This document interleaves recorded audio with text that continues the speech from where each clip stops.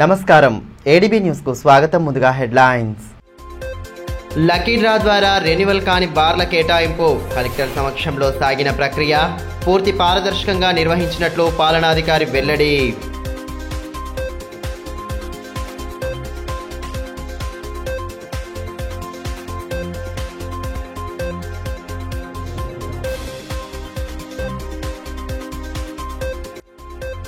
జిల్లాలో గంజాయిని రూపుమాపడమే లక్ష్యం. పొలాల్లో సాగు చేస్తున్న 18 లక్షల విలువైన గంజాయి మొక్కల స్వాధీనం, మాదక ద్రవ్యాల కట్టడికి కఠిన చర్యలు తీసుకుంటున్నట్లు ఎస్పీ స్పష్టీకరణ.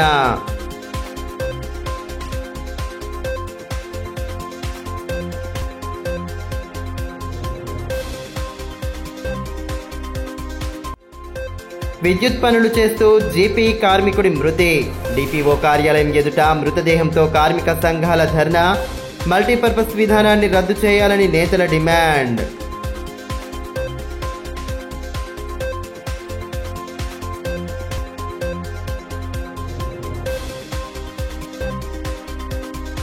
రెన్యువల్ కాని 3 బార్ షాపుల కేటాయింపు ప్రక్రియ మంగళవారం జరిగింది. ఇటీవల షాపుల నిర్వహణకు దరఖాస్తులు స్వీకరించగా లక్కీ డ్రా ద్వారా దుకాణాలను కేటాయించారు. ఈ ప్రక్రియను జిల్లా కలెక్టర్ రాజశేష పరిశీలించారు.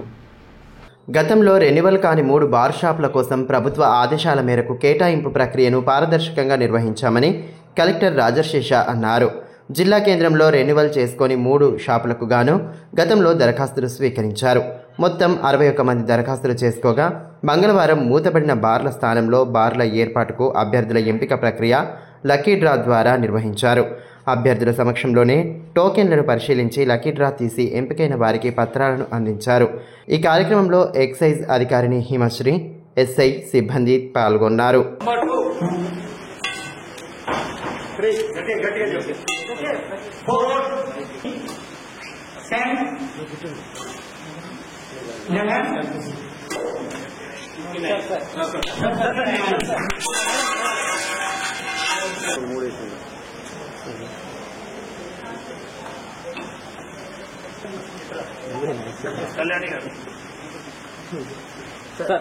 ఈ సందర్భంగా కలెక్టర్ రాజశేష మాట్లాడుతూ పట్టణ పరిధిలో 3 బార్ షాపులు రెన్యువల్ చేసుకోలేదన్నారు. ప్రభుత్వ ఆదేశాల మేరకు టెండర్ ప్రక్రియను నిర్వహించామని తెలిపారు. దీనికి గాను 61 మంది దరఖాస్తులు చేసుకోగా లక్కీ డిప్ ద్వారా కేటాయించడం జరిగిందన్నారు. విజయవంతంగా అభ్యర్థుల సమక్షంలోనే లక్కీ డ్రాను పారదర్శకంగా నిర్వహించామని తెలిపారు. ఆదిలాబాద్ జిల్లాలో ఆదిలాబాద్ మున్సిపాలిటీ పరిధిలో ఒక 3 2B బార్ షాప్స్ సంబంధించిన ఈరోజు డ్రా ఆఫ్ లాట్స్ లైసెన్స్ సంబంధించిన డ్రా ఆఫ్ లాట్స్ తీయడం జరిగింది ఇక్కడ కలెక్టర్ కాన్ఫరెన్స్ హాల్లో. సో 3 షాప్స్ సంబంధించిన 61 అప్లికేషన్స్ మనం ప్రభుత్వం ఆదేశాల మేరకు ప్రభుత్వం గైడ్ లైన్స్ ప్రకారం టైంలో తీసుకొని 61 అప్లికేషన్స్ నోటిఫికేషన్ ఇచ్చిన తర్వాత తీసుకోవడం జరిగింది. 61 అప్లికేషన్ సంబంధించిన ఈరోజు 61 మంది లేదు కొన్ని కేసెస్ లో వాళ్ళ ఆథరైజర్స్ ఇక్కడ రావడం జరిగింది. అన్ని ఇన్స్పెక్షన్ చేసి అన్ని వెరిఫికేషన్ చేసిన తర్వాత ఇక్కడ డిస్ట్రిక్ట్ ప్రొహిబిషన్ ఎక్సైజ్ ఆఫీసర్ గారు వారు మొత్తం టీం కూడా అన్ని అప్లికేషన్స్ కూడా మళ్ళీ వెరిఫికేషన్ చేసుకుని ఈ రోజు ఇక్కడ under videography draw of lots తీయడం జరిగింది. సో దాంట్లో 3 సంబంధించిన మనం ఏవైతే 61 కాయిన్స్ ఉన్నాయో 61 కాయిన్స్ కూడా మన యొక్క క్లోజ్డ్ మనం డబ్బాలో పెట్టి అట్లా అంతా కూడా వారందరికీ చూపించిన తర్వాతనే ఇక్కడ ట్రాన్స్పరెంట్ మేనర్ లో చేయడం జరిగింది. ఇది లైఫ్ లాంగ్ లైసెన్స్ ఉంటుంది. జిల్లాలో గంజాయి మాదక ద్రవ్యాలను రూపుమాపాలన్న లక్ష్యంతో జిల్లా పోలీసు యంత్రాంగం అహర్నిశలు కష్టపడుతోందని ఎస్పీ అఖిల్ మహాజన్ తెలిపారు. ఇచ్చోడ మండలం సల్యాడ గ్రామంలో అక్రమంగా పంట పొలాల మధ్య గంజాయి మొక్కలు పెంచుతున్నారనే విశ్వసనీయ సమాచారం మేరకు పోలీసులు దాడులు జరిపారు. 4 పంట పొలాలలో 180 గంజాయి మొక్కలు లభించగా వాటి విలువ బహిరంగ మార్కెట్లో 18 లక్షల రూపాయల వరకు ఉంటుందని అంచనా వేశారు. ఈ నేపథ్యంలో ఇచ్చోడ పోలీస్ స్టేషన్లో ఏర్పాటు చేసిన మీడియా సమావేశంలో ఎస్పీ పాల్గొని వివరాలను వెల్లడించారు. ఎట్టి పరిస్థితుల్లోనూ గంజాయి జిల్లాలో లభించకుండా, పండించకుండా, వ్యాపారం చేయకుండా, వినియోగించకుండా చూస్తామని ఎస్పీ స్పష్టం చేశారు.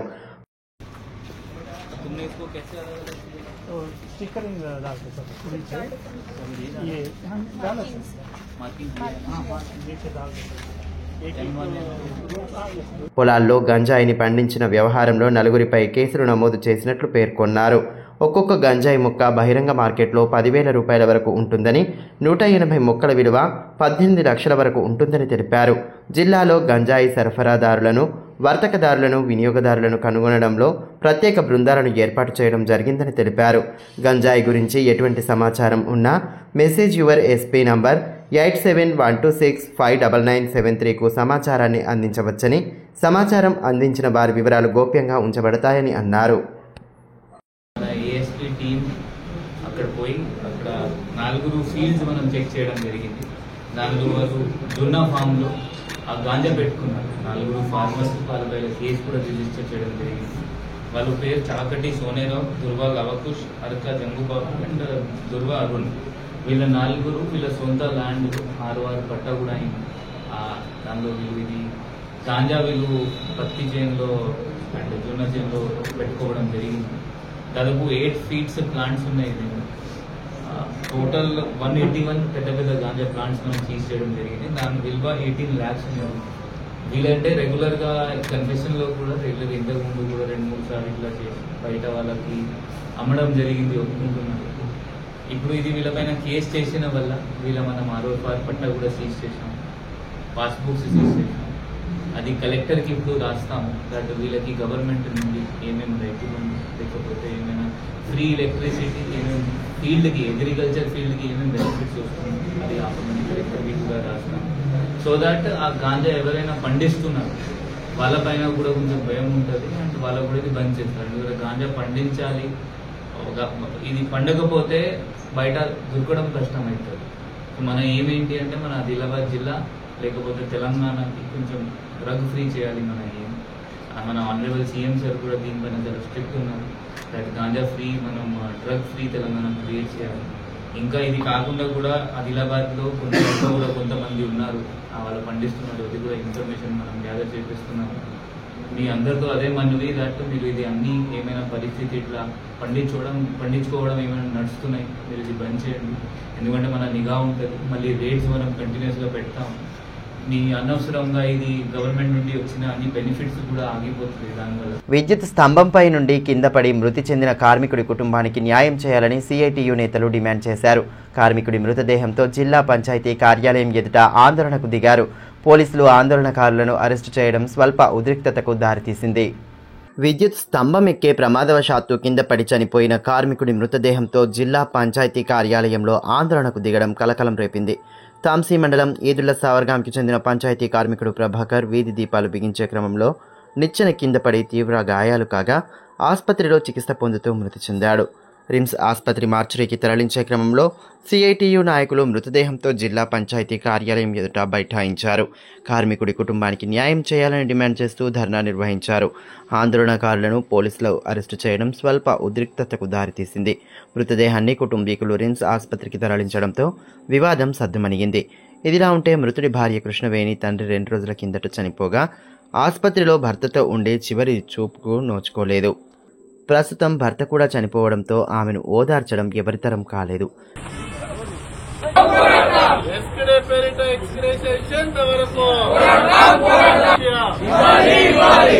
లక్షల రూపాయలు ఎక్స్గ్రేషియా ఇచ్చేంత వరకు కుటుంబంలో ఒకరికి ఉద్యోగం ఇచ్చేంత వరకు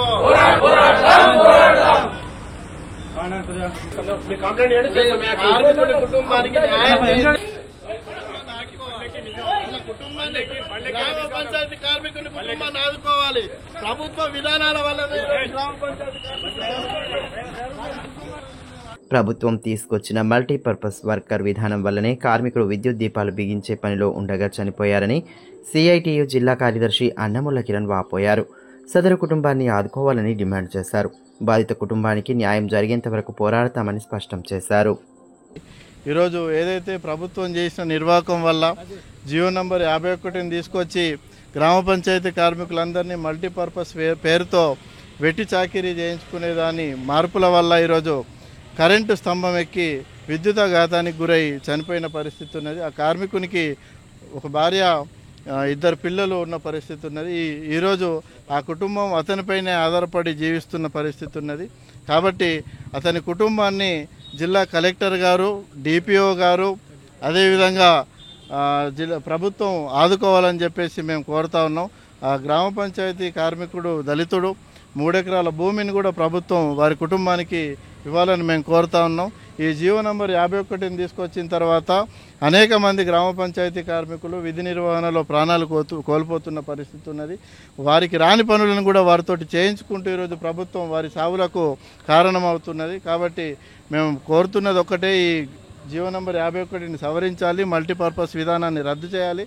చనిపోయిన ఎవరైతే కార్మికుడు ఉన్నాడో ఆ కార్మికుని కుటుంబాన్ని ఆదుకోవాలి. ప్రభుత్వం ఒక ఉద్యోగం వారి కుటుంబంలో వారి భార్యకు ఉద్యోగాన్ని ఇవ్వాలని చెప్పేసి వాళ్ళ పిల్లలకు చదువులకయ్యే ఖర్చులను ప్రభుత్వమే బాధ్యత తీసుకొని చదివించాలని చెప్పేసి మేము కోరుతా ఉన్నాం. కార్మికుని కుటుంబానికి న్యాయం చేసేంత వరకు మేము ఇక్కడ కదిలేదు లేదు. జిల్లా కలెక్టర్ గారు, డిపిఓ గారు స్పందించి ఇక్కడికి వచ్చి ఒక స్పష్టమైన హామీని ఇవ్వాలని చెప్పేసి మేము కోరుతాం. బాల్య వివాహాల నిర్మూలనను ప్రతి ఒక్కరూ సామాజిక బాధ్యతగా భావించాలని డీసీపీఓ రాజేంద్ర ప్రసాద్ అన్నారు. స్థానికంగా నిర్వహించిన సమావేశంలో ఆయన పాల్గొని బాల్య వివాహాల సమాచారం ఉంటే వెంటనే 1098 టోల్ ఫ్రీ నంబర్కు కాల్ చేయాలని సూచించారు. బాల్య వివాహాలు జరపడం చట్టరీత్యా నేరమని, వాటి నియంత్రణకు ప్రతి ఒక్కరూ బాధ్యతగా వ్యవహరించాలని డీసీపీఓ రాజేంద్ర ప్రసాద్ అన్నారు. పట్టణంలోని తన కార్యాలయంలో ఏర్పాటు చేసిన సమావేశంలో ఆయన పాల్గొని పలు వివరాలను వెల్లడించారు. నిండు నూరేళ్లు సంతోషంగా జీవించాల్సిన చిన్నారులకు బాల్య వివాహాలు చేసి వారి జీవితాన్ని బలి చేస్తున్నారని అన్నారు. ఇటువంటి వివాహాలు జరగడం సామాజికంగా చెడు పరిణామమే కాకుండా చట్టరీత్యా కూడా నేరమన్నారు. బాల్య వివాహాలు జరగకుండా చూడాల్సిన బాధ్యత సమాజంలోని ప్రతి ఒక్కరిపై ఉందని పేర్కొన్నారు. బాల్య వివాహం జరుగుతుందని తెలిసిన వెంటనే టోల్ ఫ్రీ నంబర్ 1098కి కాల్ చేయాలని, సమాచారం అందించిన వారి వివరాలు గోప్యంగా ఉంచుతామని స్పష్టం చేశారు. చెప్పిన వెంటనే అధికారులు వచ్చి వివాహాన్ని ఆపడం జరుగుతుంది. అదేవిధంగా కాల్ చేసిన వారి నంబర్ గోప్యంగా ఉంచి వారి వివరాలు బయటకు రాకుండా చూడడం జరుగుతుందని, కావున సమాజంలోని ప్రతి పౌరుడు బాధ్యతగా తీసుకొని బాల్య వివాహం జరగకుండా చూడవలసిందిగా జిల్లా ప్రజలందరికీ విజ్ఞప్తి చేయడం జరిగిందని తెలిపారు. 30వ తారీఖు ఏప్రిల్ నెలలో రేపు అక్షయ తృతీయ అనే తిథి ప్రకారం చాలా వివాహాలు జరుగుతూ ఉన్నాయి. సో మంచి ముహూర్తం ఉన్నదని చాలా వివాహాలు జరుగుతూ ఉన్న టైంలో చాలా వరకు బాల్య వివాహాలు అయ్యే ఆస్కారం ఉంటుంది. సో వీటిని దృష్టిలో ఉంచుకొని జిల్లాలోని ఈరోజు సూపర్వైజర్స్, సిడిపిఓస్, అంగన్వాడీ వాళ్లతో కలిసి మేము జూమ్ మీటింగ్ కండక్ట్ చేయడం జరిగింది. సో ఎక్కడైతే బాల్య వివాహాలు జరుగుతాయో వాళ్ళ జీవితాలు నాశనమైపోతాయి. అలాంటి టైంలో పిల్లల యొక్క వాళ్ళ హక్కులను కాపాడవలసిన బాధ్యత ప్రతి ఒక్కరిపై ఉంది. కాబట్టి ఇలాంటి సంఘటన 18 సంవత్సరాల లోపు అమ్మాయి, 21 సంవత్సరాల అబ్బాయి, ఇలాంటి వయసుకు తక్కువ ఉన్నటువంటి ఎలాంటి పెళ్లిలు ఎక్కడ ఉన్నా కూడా ఈ విషయాన్ని 1098 టోల్ ఫ్రీ నంబర్కు తెలియజేయవలసిందిగా జిల్లా వాసులందరినీ విజ్ఞప్తి చేయడం జరుగుతుంది. సో దీంతో పాటు మనకు బాల్య వివాహ ముక్త భారత్ మన ప్రభుత్వం ద్వారా మనం చేస్తున్నాం. కాబట్టి ఈ 2030 వరకు బాల్య వివాహాలు లేనటువంటి భారతదేశంగా కృషి చేయడానికి అందరు సహకరించాలని, ముఖ్యంగా ఎక్కడైతే బాల్య వివాహాలు జరుగుతాయో వాళ్ళ జీవితాల్లో చిరునవ్వును వాళ్ళు కోల్పోతూ ఉంటారు.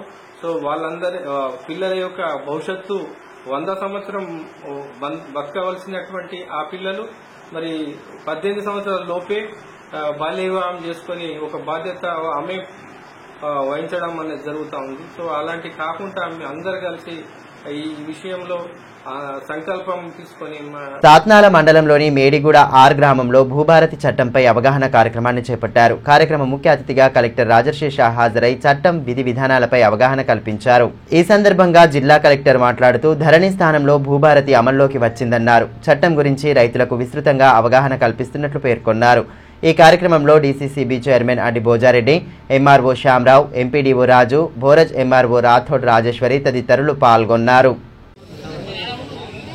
సర్వోరెడ్డి సార్ గారికి, సన్మానం శాసనసభ శెట్టి రెడ్డి గారు. ఇంజనీరింగ్, అగ్రికల్చర్, ఫార్మసీ ఎంట్రన్స్ పరీక్ష మంగళవారం ప్రారంభమైంది. ఉదయం, మధ్యాహ్నం వేళల్లో పరీక్షలు నిర్వహించగా విద్యార్థులకు ఎటువంటి ఇబ్బంది కలగకుండా అన్ని చర్యలు తీసుకున్నారు. Engineering, agriculture, pharmacy set common entrance పరీక్ష మంగళవారం నుండి ప్రారంభమైంది.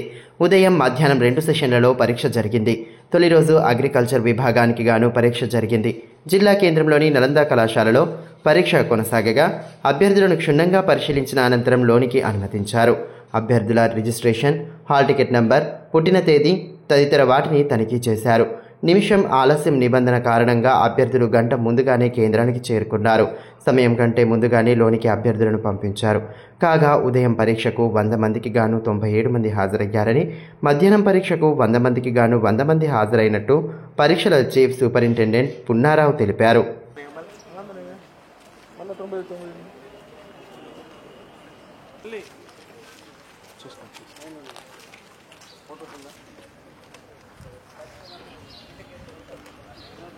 ప్రైవేటు ఆసుపత్రుల్లో విధిగా నిబంధనలు పాటించాలని, లేని పక్షంలో తగు చర్యలు తప్పవని డిఎంఎన్హెచ్ఓ డాక్టర్ నరేందర్ రాథోడ్ అన్నారు.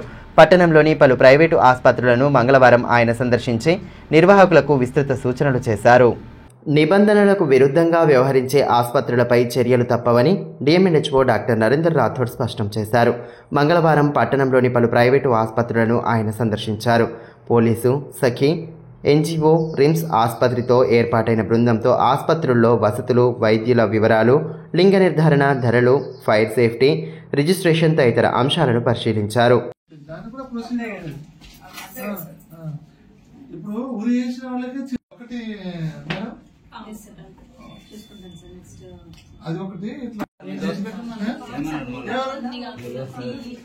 ఈ సందర్భంగా డిఎంఎన్హెచ్ఓ డాక్టర్ నరేందర్ రాథోడ్ మాట్లాడుతూ జిల్లా వ్యాప్తంగా రిజిస్టర్ అయిన ఆసుపత్రులు నిబంధనలు పాటించాలన్నారు. ఎవరైనా నిబంధనలు ఉల్లంఘిస్తే చట్టపరంగా చర్యలు తీసుకుంటామని హెచ్చరించారు. రోగులు, వారి సహాయకులకు కనిపించేలా ప్రతి ఆసుపత్రిలో రేటు ఛార్జీలు పేషెంట్ వెయిటింగ్ ఉండే చోట పెట్టాలన్నారు. అధిక ఫీజులు తీసుకుంటే చర్యలు తప్పవన్నారు. ఎండాకాలంలో అగ్ని ప్రమాదాలు జరిగే అవకాశాలు ఎక్కువగా ఉంటాయని, ఫైర్ సేఫ్టీని నిర్లక్ష్యం చేయొద్దని తెలిపారు. ఈరోజు ఒక ప్రైవేట్ హాస్పిటల్లో మేము ఇన్స్పెక్షన్ చేయడం జరిగింది టీంతో పాటు. ఈ టీంలో మాకు పోలీస్ డిపార్ట్మెంట్ నుంచి, తర్వాత రెవెన్యూ, సఖీ డిపార్ట్మెంట్, ఎన్జిఓ, తర్వాత రిమ్స్ నుంచి కూడా ప్రతినిధులతో ఒక టీంగా ఏర్పాటు చేసుకుని మొత్తం హాస్పిటల్లో ఎన్ని రిజిస్ట్రేషన్ అయినాయో అన్నిటికీ ఇన్స్పెక్షన్ చేయడం జరుగుతుంది. ఇందులో భాగంగా రిజిస్ట్రేషన్ అయినా లేదా, రిజిస్ట్రేషన్లో వాళ్ళు అర్హత ఉన్న డాక్టర్ ఉన్నారా లేదా, పీసీపీఎన్టీ యాక్ట్ అంటే ఏదైతే గర్భ నిర్ధారణ ఏమైనా చేస్తున్నారా, ఆ విధంగా మరి పొల్యూషన్ ఉందా, మరి ముఖ్యంగా ఇప్పుడు ఇది ఎండాకాలంలో మనకు అగ్ని ప్రమాదం అయ్యే చాలా అవకాశం ఉంది కాబట్టి ప్రతి దగ్గర ఫైర్ సేఫ్టీ ఉందా లేదా, ఫైర్ సేఫ్టీ మెజర్స్ తీసుకోవడానికి ఉందా లేదా అనేది అన్ని క్షుణ్ణంగా యాక్ట్ ప్రకారం మేము చూడడం జరుగుతుంది. ఈ విధంగా అన్ని హాస్పిటల్స్ లో మేము డైలీ కొన్ని హాస్పిటల్స్ గా అట్లా చేయడం జరుగుతుంది. సో ఈ సందర్భంగా ఎవరైనా యాక్ట్ కి ఉల్లంఘిస్తే తప్పకుండా చట్టపరమైన చర్య తీసుకుంటాం. ఈ సందర్భంగా అన్ని ఆదిలాబాద్ జిల్లా మొత్తం ఏదైతే హాస్పిటల్ మేనేజ్మెంట్ వాళ్ళందరినీ కోరేది ఏంటంటే యాజ్ పర్ యాక్ట్ అన్ని ప్రతిదీ కూడా పీసీపీఎన్టీ యాక్ట్ అయితే కానీ, హాస్పిటల్ ఎస్టాబ్లిష్మెంట్ యాక్ట్ అయితే వాళ్ళకి తగినంత అన్ని మేము వచ్చే వరకే అన్ని మీ డాక్యుమెంట్స్ అవి రెడీ పెట్టుకోవాలని చెప్పేసి, అదేవిధంగా రేట్ చార్ట్స్ కూడా కంపల్సరీ 2 లాంగ్వేజెస్ లో, తెలుగు అండ్ ఇంగ్లీష్ కానీ, Telugu and Hindi local language ఏది ఉంటే రేటు ప్రామినెంట్ ప్లేస్ లో ఎక్కడైతే పేషెంట్ వెయిట్ చేస్తారో అక్కడే పెట్టాలా. ఎవరైనా కూడా రేట్ ని బట్టి ఎక్కువ చార్జ్ తీసుకుంటే డెఫినెట్ గా వాళ్ళ మీద మేము కఠినమైన చర్య తీసుకుంటాం. మహిళలు, బాలికల రక్షణకు షీ టీం పనిచేస్తుందని ఏఎస్ఐ సుశీల తెలిపారు. స్థానిక బీసీ స్టడీ సర్కిల్లో ఏర్పాటు చేసిన అవగాహన సదస్సులో భాగంగా షీ టీం పనితీరు గురించి వివరించారు. మహిళల రక్షణ కోసం షీ టీం పనిచేస్తుందని ఏఎస్ఐ సుశీల తెలిపారు. మంగళవారం బీసీ స్టడీ సర్కిల్లో పోటీ పరీక్షలకు సన్నద్ధమవుతున్న అభ్యర్థులకు షీ టీం పనితీరు గురించి అవగాహన కల్పించారు. అదేవిధంగా స్టడీ సర్కిల్లో శిక్షణ పొంది కానిస్టేబుల్ ఉద్యోగం సాధించిన లావణ్య, శృతిలను శాలువాలతో సత్కరించారు. ఈ సందర్భంగా ఏఎస్ఐ సుశీల మాట్లాడుతూ మహిళలు, బాలికల రక్షణ కోసం ప్రభుత్వం షీ టీంలను ఏర్పాటు చేసిందన్నారు. ఆకతాయిలు వేధించినా, ఈవ్టీజింగ్ చేసినా డయల్ 100కు ఫోన్ చేయాలన్నారు. ముందు కౌన్సిలింగ్ ఇస్తామని, తర్వాత కేసులు నమోదు చేస్తామని చెప్పారు. నిర్భయంగా వేధింపులపై ఫిర్యాదు చేయొచ్చని తెలిపారు. ఈ కార్యక్రమంలో BC study circle director Praveen Kumar, సిబ్బంది, అభ్యర్థులు, షీ టీం సభ్యులు పాల్గొన్నారు. రాష్ట్రంలో 90% ఉన్న బీసీ, ఎస్సీ, ఎస్టీ మైనారిటీల రాజ్యస్థాపనకై డాక్టర్ విశారదన్ మహారాజ్ చేపట్టిన 1,00,000 కిలోమీటర్ల మా భూమి రథయాత్ర తలమడుగు మండల కేంద్రానికి చేరుకుంది. ఈ సందర్భంగా మండల కేంద్రంలోని వసతులను నేతలు ఆరా తీశారు. స్థానిక ప్రాథమిక ఆరోగ్య కేంద్రం, గ్రంథాలయం, పశు వైద్యాలయాన్ని సందర్శించి సమస్యలపై ఆరా తీశారు. ప్రాథమిక ఆరోగ్య కేంద్రం వైద్యుడితో చరవాణిలో మాట్లాడి సమస్యలు ఆరా తీశారు. గ్రంథాలయ ఉద్యోగులతో చరవాణిలో మాట్లాడి సమస్యలను అడిగి తెలుసుకున్నారు.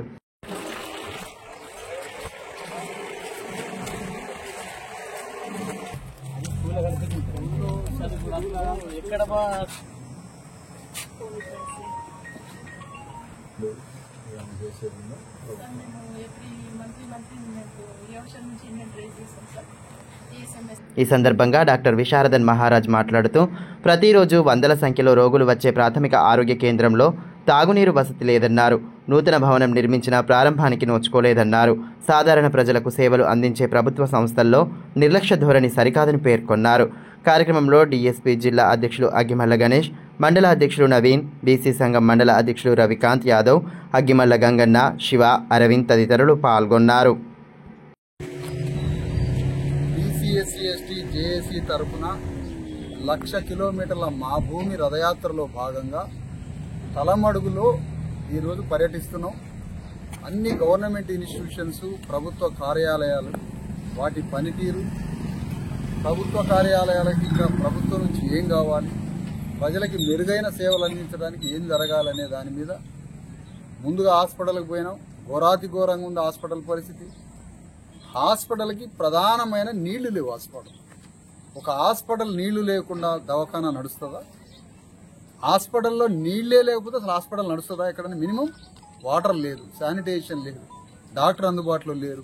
డాక్టర్లు సరిగ్గా 2 డాక్టర్లు ఉండాలా. ఆయనకు అందులో 2 డాక్టర్లలో ఒక డాక్టర్కి మలేరియా డ్యూటీ వేస్తే ఆయన అడిగిపోతే అక్కడ ఒక డాక్టర్ లోటున్నది.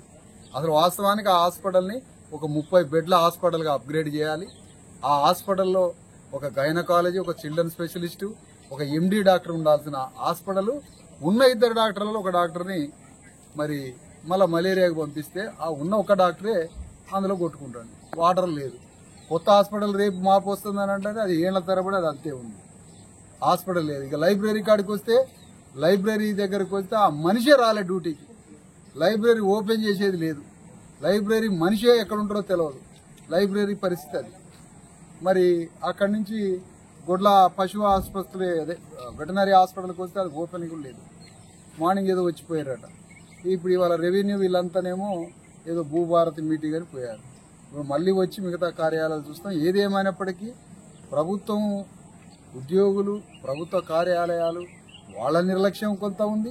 10వ తరగతి వార్షిక పరీక్షల్లో మంచి మార్కులతో ఉత్తీర్ణులైన మొదటి 3 రజక విద్యార్థులకు పారితోషిక బహుమతులను అందజేస్తామని రజక ఎంప్లాయీస్ వెల్ఫేర్ యూనిటీ అసోసియేషన్ అధ్యక్షులు స్వామి తెలిపారు. ఎస్ఎస్సీ ఫలితాలు వచ్చిన తర్వాత మార్కుల మెమోలు అసోసియేషన్ సభ్యులకి పంపించాలని సూచించారు.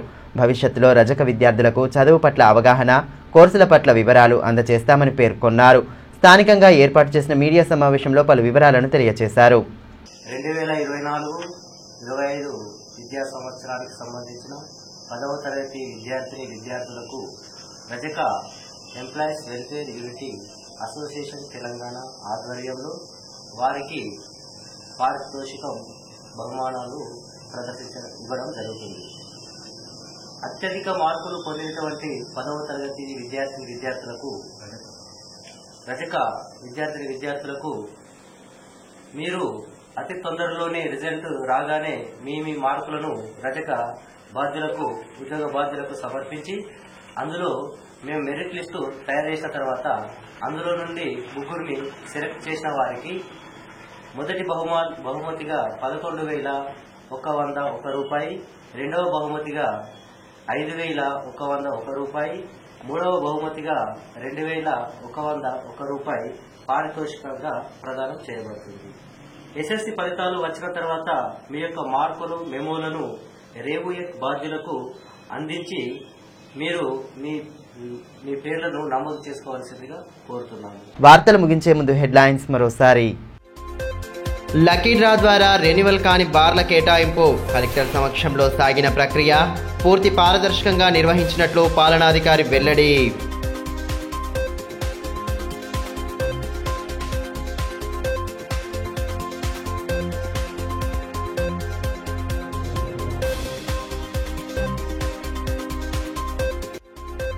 జిల్లాలో గంజాయిని రూపుమాపడమే లక్ష్యం. పొలాల్లో సాగు చేస్తున్న 18 లక్షల విలువైన గంజాయి మొక్కల స్వాధీనం.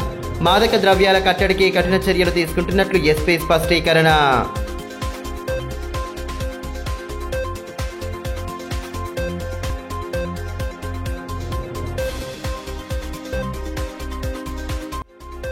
విద్యుత్ పనులు చేస్తూ జీపీ కార్మికుడి మృతి. డిపిఓ కార్యాలయం ఎదుట మృతదేహంతో కార్మిక సంఘాల ధర్నా. మల్టీపర్పస్ విధానాన్ని రద్దు చేయాలని నేతల డిమాండ్.